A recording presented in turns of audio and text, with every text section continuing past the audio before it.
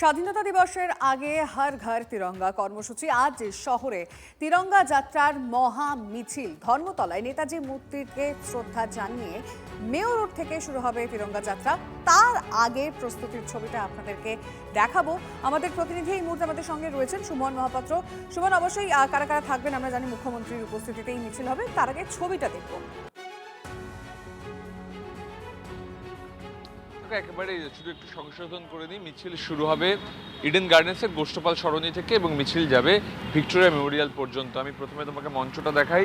গোষ্ঠপাল সরণি থেকে Victoria মেমোরিয়ালের north gate পর্যন্ত মিছিল হবে। দুপুর 3টের সময় তিরঙ্গা যাত্রা শুরু হবে।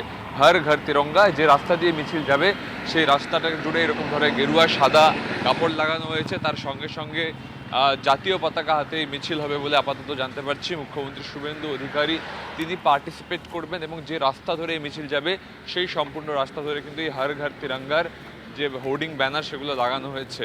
একবার তোমাকে দেখিয়ে দিই যে যেখান থেকে এই মিছিল শুরু হবে একেবারে ইডেন গার্ডেন্সের সামনে থেকে, সেখানে কিন্তু এই মঞ্চ রয়েছে। আবার একটা মঞ্চ রয়েছে ভিক্টোরিয়ার নর্থ গেটের সামনে।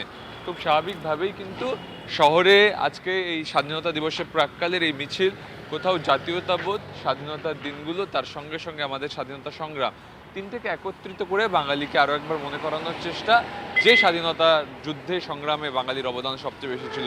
স্বাভাবিকভাবেই তিরঙ্গা যাত্রা বিকেল 3টে এবং মুখ্যমন্ত্রী সহ অন্যান্য মন্ত্রীরাও পার্টিসিপেট করবেন। একেবারে সুমন, নজর থাকবে। আপাতত ধন্যবাদ। আমরা যে ছবিটা এখন আপনাদেরকে দেখাচ্ছি বিভিন্ন দিকের ছবি সেজে উঠেছে, যেমন গেরুয়া সাদা সবুজ আলো সেজে উঠেছে ক্রিকেটের নন্দন কানন ইডেন গার্ডেন্স।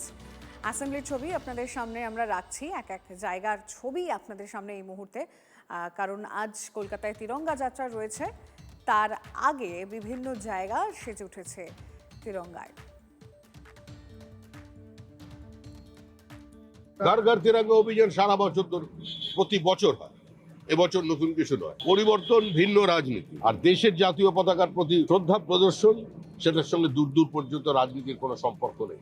এটা শুধু বিজেপি নয়, সারা ভারতবর্ষের মানুষ দলমত নির্বিশেষে এতে অংশগ্রহণ করবেন।